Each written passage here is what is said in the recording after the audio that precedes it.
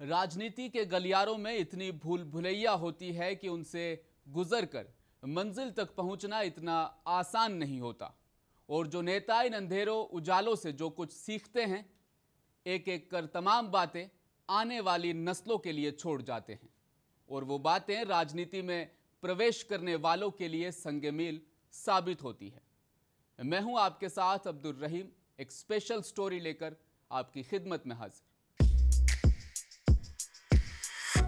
Margaret Alva का TV news channel India today को दिया गया 2016 का इंटरव्यू आजकल चर्चा का विषय बना हुआ है। वाज़ेह रहे, मार्गरेट अल्वा 2022 में होने वाले नायब सदर हिंद ओहदे के लिए मुश्तरका अपोजिशन उम्मीदवार हैं और एनडीए के उम्मीदवार जगदीप धनखड़ का सामना कर रही हैं। जानते हैं मार्गरेट अल्वा के बारे में कुछ खास बातें।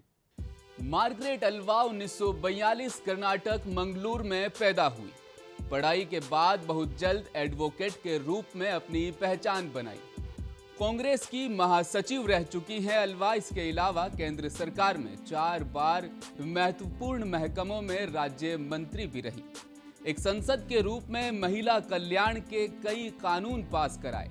2009 में उत्तराखंड की पहली महिला राज्यपाल और 2012 में राजस्थान की राज्यपाल रही।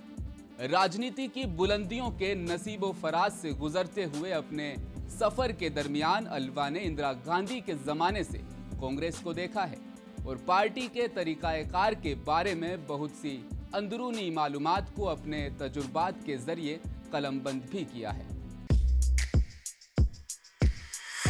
TV news channel India today के साथ इंटरव्यू में जहां उन्होंने अपनी लिखी हुई किताब के बारे में बात की, वहीं अपनी पार्टी और कांग्रेस सदर सोनिया गांधी पर कुछ संगीन इल्जामात भी लगाए। हम यहां कुछ इल्जामात का जिक्र करेंगे। मार्गरेट के मुताबिक साबिक वजीर आजम नरसिम्हा राव और सोनिया गांधी एक दूसरे पर नजरें जमाए हुए थे और एक दूसरे पर बिल्कुल भी भरोसा नहीं करते थे। सोनिया गांधी ने एक बार मार्गरेट अल्वा से सवाल किया था, क्या वजीर आजम नरसिम्हा राव उन्हें जेल भेजना चाहते हैं? दरअसल हुआ यह था कि दिल्ली हाई कोर्ट ने बोफोर्स मामले को खारिज कर दिया था और नरसिम्हा राव सरकार कोर्ट के इस फैसले के खिलाफ अपील करना चाहती थी, जिसका मतलब साबिक वजीर आजम राजीव गांधी के खिलाफ इल्जामात को फिर से जिंदा करना था। इसी कारण सोनिया गांधी को नरसिम्हा राव पर शक हुआ और उन्होंने सवाल किया, क्या वो मुझे जेल भेजना चाहते हैं? बोफोर्स घपला राजीव गांधी के दौर का एक बहुत बड़ा घपला था जिसने कांग्रेस सरकार को हिला कर रख दिया था। आइए जानते हैं ये बोफोर्स किस चिड़िया का नाम है।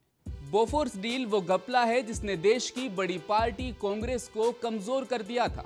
बोफोर्स के बाद कांग्रेस कभी भी अकेले हुकूमत नहीं बना सकी।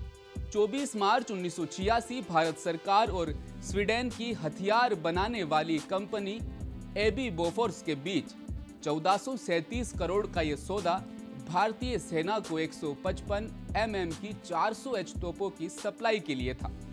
16 अप्रैल 1987 को स्वीडन रेडियो ने इंकशाफ किया कि बोफोर्स कंपनी ने इस सौदे के लिए भारतीय नेताओं और रक्षा विभाग के अधिकारियों को 60 करोड़ की रिश्वत दी है। इस इंकशाफ ने राजीव गांधी की सरकार को हिलाकर रख दिया था। लोकसभा में राजीव गांधी ने बयान दिया था कि यह इल्जाम झूठा है, मगर 1989 के चुनाव में कांग्रेस हार गई। अल्वा ने अपनी सियासी जीवन की कुछ कड़वी कसीली बातों को किताब में लिखा। ऑल इंडिया कांग्रेस कमेटी के दफ्तर की दीवार पर जहां कांग्रेस के मामूली लीडरों की तस्वीरें लगी थी, वहीं नरसिम्हा राव की तस्वीर लगाने की इजाजत नहीं थी। अल्वा इल्जाम लगाती हैं कि सोनिया गांधी कांग्रेस पार्टी को अपने मनमाने तरीके से चलाती थी। उस वक्त के वजीर आजम मनमोहन सिंह उनसे अक्सर कहा करते थे कि वो अल्वा को अपनी काबीना में लेना चाहते थे, मगर ऐसा नहीं हुआ और उनसे मशवरा किए बगैर अल्वा को सोनिया ने राज्यपाल बना दिया।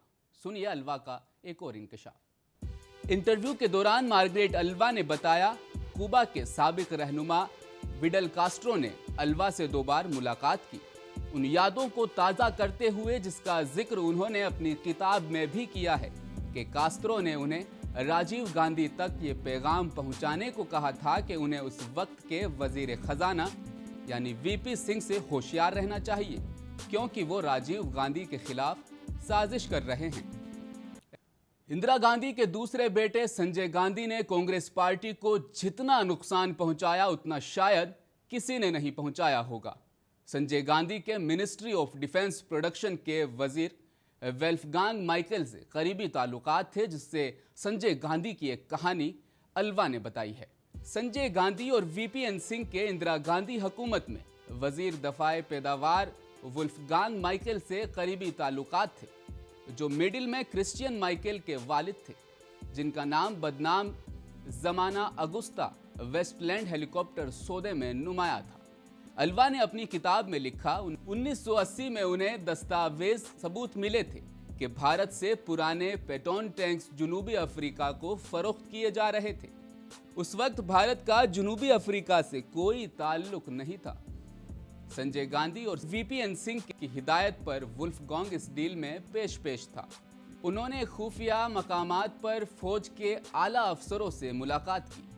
पेटोन टैंक्स बॉम्बे में लोड किए गए थे और कनाडा ले जाने के लिए रजिस्टर्ड किए गए, लेकिन साउथ अफ्रीका में उतार लिए गए। इमरजेंसी के दौरान संजय गांधी ने अवाम पर जो जुल्म ढाए, उन्हें इंदिरा गांधी की हिमायत हासिल थी। अलवा ने बताया, उन्होंने तुर्कमान गेट का दौरा किया और वहां होने वाले जुल्म के बारे में इंदिरा गांधी को आगाह करना चाहा, तो उन्होंने कहा, आप पुरानी दिल्ली के मामलात में दखल दे रही हैं। उस दिन तुर्कमान गेट पर क्या हुआ था, आपको बताते हैं। दिल्ली का तुर्कमान गेट अपने अंदर जुल्म व बर्बरियत की दास्तान छुपाए खड़ा है। तुर्कमान गेट को आज़ाद हिंदुस्तान का एक और जलियांवाला बाग कहा जाए तो गलत नहीं होगा। 1976 का वो मनहूस दिन, इमरजेंसी की वो काली सुबह, इंदिरा गांधी ने तुर्कमान गेट की मुस्लिम बस्ती को उजाड़ने का आदेश दे दिया। जब बस्ती के लोगों ने बस्ती छोड़ने से इनकार किया तो बड़े बड़े बुलडोजर और सुरक्षा बल के जवान आ गए। बुलडोजर चलने लगे। मासूम बच्चे, औरतें बुलडोजर की जिद में आकर दफन हो गए। उन्हें बचाने की कोशिश करने वालों पर गोलियां चली, कई लोग मारे गए। आज भी तुर्कमान गेट के दरो दीवारों से मजलूमों की गूंज सुनी जा सकती है। संजय गांधी के खाते में तुर्कमान गेट के मासूमों का खून ही नहीं, नसबंदी कार्यक्रम के जुल्म की दास्तां भी लिखी गई। 25 जून 1975 की आधी रात से देश में इमरजेंसी लागू कर दी गई। इस तारीख को भारतीय लोकतंत्र का काला दिन कहा जाता है। इसी तारीख को जनता के सभी नागरिक अधिकार छीन कर उन्हें जेल की काल कोठरियों में डाल दिया गया। 21 मार्च 1976 इंदिरा गांधी ने नसबंदी कार्यक्रम शुरू कर दिया। नसबंदी ने घर घर में दहशत फैला दी। संजय गांधी ने हजारों बच्चों की जबरदस्ती नसबंदी कराई। नसबंदी ऑपरेशन फेल हो जाने से कई लोगों की जान भी चली गई। इस जुल्म की कांग्रेस को बड़ी कीमत चुकानी पड़ी और 1977 के चुनाव में कांग्रेस को शिकस्त का मुंह देखना पड़ा। हमारी स्पेशल स्टोरी में फिलहाल इतना ही। मैं लेता हूं आपसे इजाजत। देखते रहिए मुंसिफ टीवी। नमस्कार।